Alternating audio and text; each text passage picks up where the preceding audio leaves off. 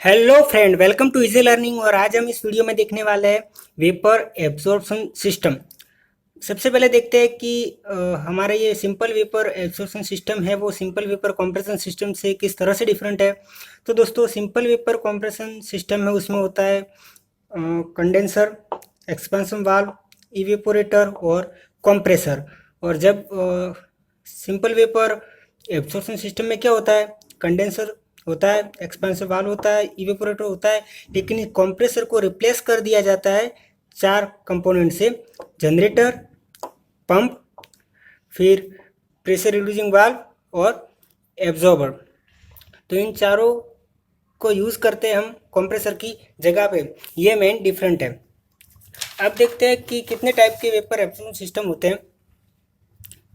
तो दोस्तों, चार टाइप के वेपर एब्जॉर्प्शन रेफ्रिजरेशन सिस्टम होते हैं। पहला है simple ammonia water vapour absorption system, दूसरा है practical ammonia water vapour absorption system, तीसरा डोमेस्टिक इलेक्ट्रोलक्स रेफ्रिजरेटर और चौथा है lithium bromide absorption refrigeration system. तो आज हम देखने वाले ये पहले वाला simple ammonia water vapour absorption system. लेकिन वो स्टार्ट करने से पहले हम कुछ देख लेते हैं कि सिंपल वेपर एब्जॉर्प्शन सिस्टम में हम क्या यूज़ करने वाले हैं। तो वाटर को एज अ एब्जॉर्बेंट यूज़ करते हैं, एमोनिया को एज अ रेफ्रिजरेंट यूज़ करते हैं।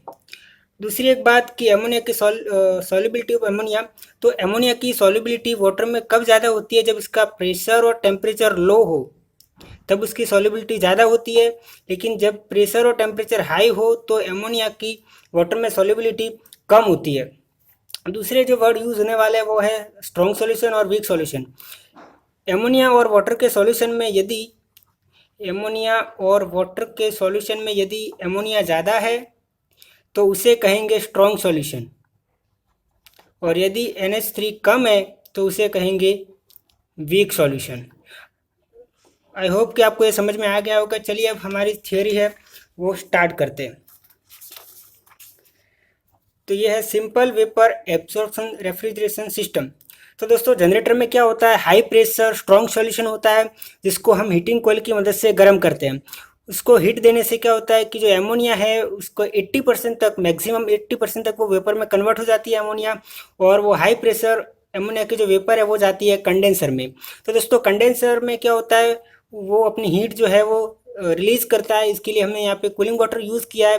वो अपनी हीट जो है वो कूलिंग वाटर को दे देगा, इसलिए यहाँ पे क्या होता है, हीट रिजेक्ट होती है। कंडेंसर से जो बाहर आएगा वो होगा लिक्विड एमोनिया, जिसका प्रेशर जो है वो हाई होगा और टेम्परेचर लो होगा।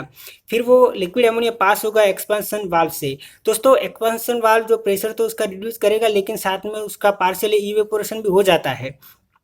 तो ये एक्सपेंशन वाल्व से जो बाहर आएगा वो होगा पार्शियली इवेपोरेटेड एमोनिया, जिसका प्रेशर और टेम्परेचर दोनों कम होगा। उसके बाद ये जाएगा इवेपोरेटर में, जहाँ पे वो प्रोड्यूस करेगा रेफ्रिजरेशन की इफेक्ट, मतलब कि वो हीट को वहाँ से एब्जॉर्ब करेगा।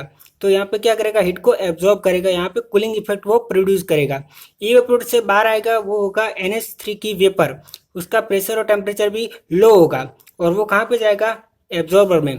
दूसरी एक बात कि जनरेटर में जब हम हीट देते थे तो एमोनिया की वेपर तो चली जाती थी, लेकिन जो पीछे बचा वो था हॉट वीक सॉल्यूशन।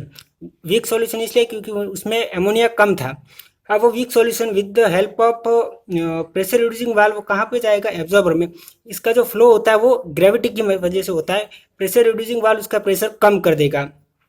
अब ये वीक सॉल्यूशन आया जो गर्म है, और एमोनिया की वेपर क्या होगी, इसमें एब्जॉर्ब हो जाएगी।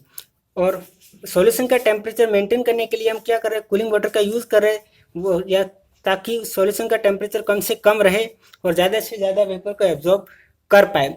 ये स्ट्रॉन्ग सॉल्यूशन अब with the help of pump कहाँ जाएगा, जनरेटर में जाएगा, और फिर से वो हीटिंग कॉइल की मदद से उसे गर्म करेंगे, और पूरा साइकिल इसी तरह से चलता रहेगा। आई होप दोस्तों आपको ये वीडियो पसंद आया होगा। पसंद आया हो तो लाइक करें, अपने दोस्तों के साथ शेयर करें और चैनल को सब्सक्राइब करना ना भूलें। इस वीडियो को देखने के लिए थैंक यू वेरी मच।